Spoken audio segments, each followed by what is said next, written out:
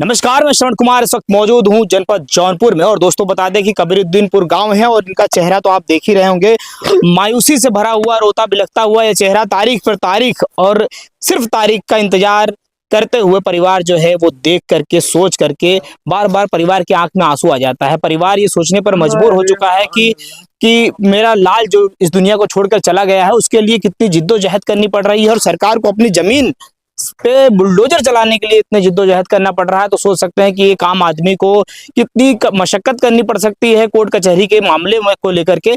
ऐसे में अनुराग के पिताजी हैं, हर बार हमने आपको मिलवाया है इनसे, लेकिन रोते हुए नजर आते हैं, इसीलिए मन हमारा भी व्यथित हो जाता है ये सारी चीजें देखने के बाद में। और कहीं ना कहीं हृदय जो है वो भी कहरा उठता है। जिस प्रकार से हम देखते हैं कि आमतौर पर जिस प्रकार की चीज़ें जो घटित हो जाती है, और इस प्रकार की घटना के बाद में कहीं ना कहीं एक पिता की जो मजबूरी है, एक पिता का जो आंसू है, वो आप देख सकते हैं कि किस प्रकार से रोते हुए हमेशा ही नजर आते हैं।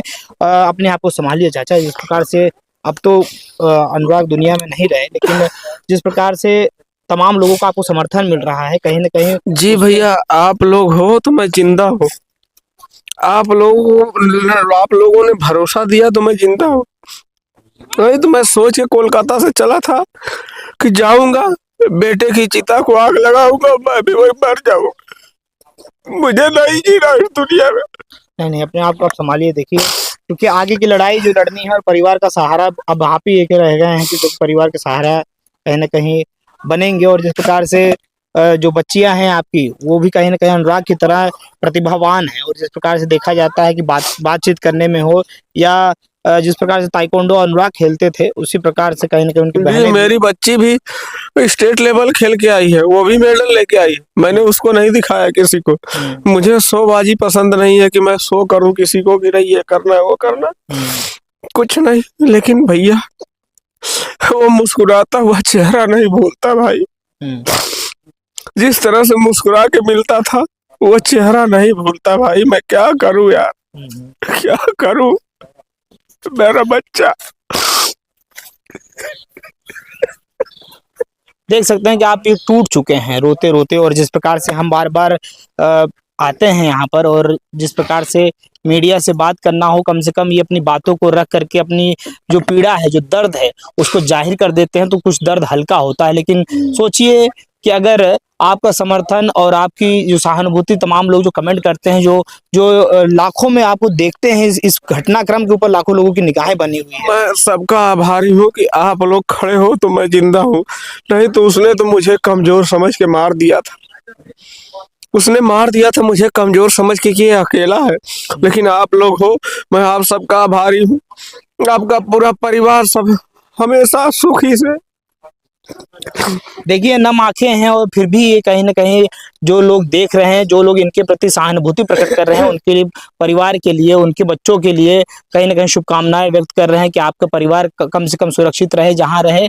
लेकिन इनकी आंखों की पीड़ा जो है उन अधिकारियों की आंखों तक नहीं जा पा रही। इनके दिल का जो दर्द है उन अधिकारियों को समझ नहीं आ रहा है कि ये जो आप मकान देख रहे हैं पीछे, जो कि सीना ताने खड़ा है और ललकार रहा है कि मुझको देखो और प्रशासन के लोग देखो कि तुम मेरा क्या बिगाड़ सकते हो। ये हम इसलिए कह रहे हैं, प्रशासन के ऊपर प्रश्न चिन्ह लगने लगा है, क्योंकि तारीख पे तारीख, 28 तारीख हो, 2 तारीख हो, फिर 6 तारीख हो, फिर 11 तारीख हो, फिर 16 तारीख हो, इस प्रकार की तारीखों का जो जाल बुना जा रहा है, कहीं ना कहीं उस जाल के अंदर जो ये अनुराग के जो कि मासूम सा लड़का, जो 17 साल की आयु थी, ताइक्वांडो खिलाड़ी था, पिता जो है उसकी यादों में, उसकी तस्वीर जब इनके जहन में आ जाती है तो रो रो करके इनका बुरा हाल हो जाता है। माँ की स्थिति तो आपको मैंने पहले भी वीडियो में दिखाया था कि वो बात करते करते बेहोश हो जाती हैं। लेकिन आप समझ सकते हैं कि दुख दर्द भरी कहानी, जो कि जितनी बार कही जाए उतना कम लगता है। और जितनी प्रशंसा अनुराग के विषय में अगर की जाए तो महज 17 साल की आयु के अंदर इतनी ख्याति प्राप्त कर चुका था। कभी पिता ने सोचा था कि मेडल लेकर आएगा तब हम मीडिया से बात करेंगे, मीडिया से मुताकिब होंगे और मीडिया को बताएंगे कि कैसे कैसे मैंने गरीबी झेलते हुए अपने बच्चे को पढ़ाया और इतनी आगे तक बढ़ाया। क्या चाचा, अब तो जो है सारा सपना जो है वो मन में रह गया। जी भैया, ये सब सोच करके तो रोना तो मैंने सोचा था मैं कभी मीडिया के सामने नहीं आया। उसकी कवरेज लोग निकालते थे, अखबार में डालते थे, लेकिन मैं कहता था कि अभी सामने नहीं आऊंगा। मैं तुम्हें तराश रहा हूँ, तो उस दिन के लिए, जिस दिन अपने चमक जाओ। भारत देश के लिए चमकोगे, उस दिन के लिए तब मैं खड़ा हो जाऊंगा और बोलूंगा कि देखो, गरीबी में भी एक लाल मैंने पैदा किया, लेकिन मेरा सपना चूर हो गया बाबू।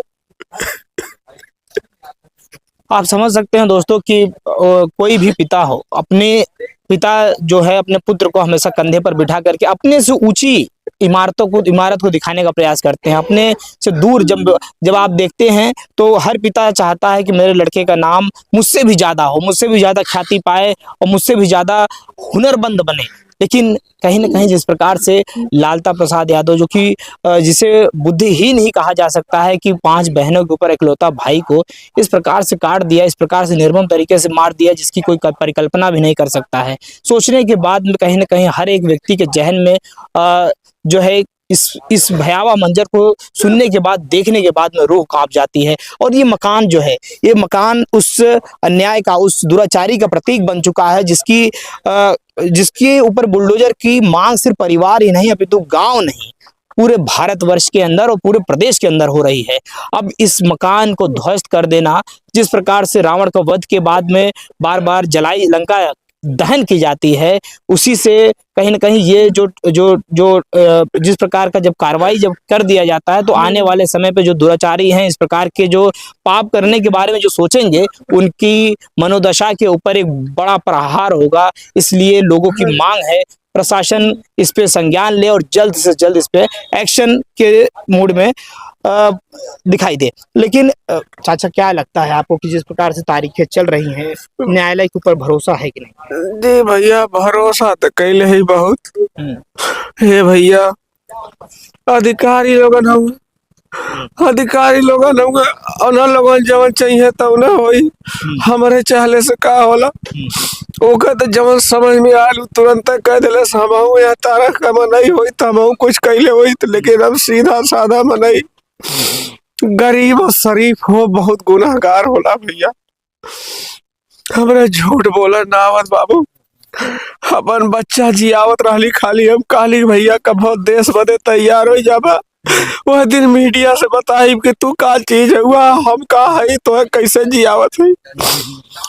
खेत क्यारी बेच के पालत रहली, अकेले पालत रहली, खेत क्यारी बेच के भैया। आप समझ सकते हैं कि गांव देहात के अंदर जिस प्रकार से बच्चे को इस प्रकार की शिक्षा देना और साथ साथ में खिलाड़ी बनाना एक आज के समय पर कितना महंगा और कितना खर्चीला होता है। लेकिन वहीं ताइक्वांडो की जब हम बात करते हैं तो इसमें बड़ी टेक्निकली तो जो बच्चा प्रयास करता है, प्रयत्न करता हो तो करता ही है, साथ साथ में परिवार भी जब उस स्थिति में होता है, मजबूत स्थिति में होता है, तब कहीं जाकर के खिलाड़ी तैयार होता है।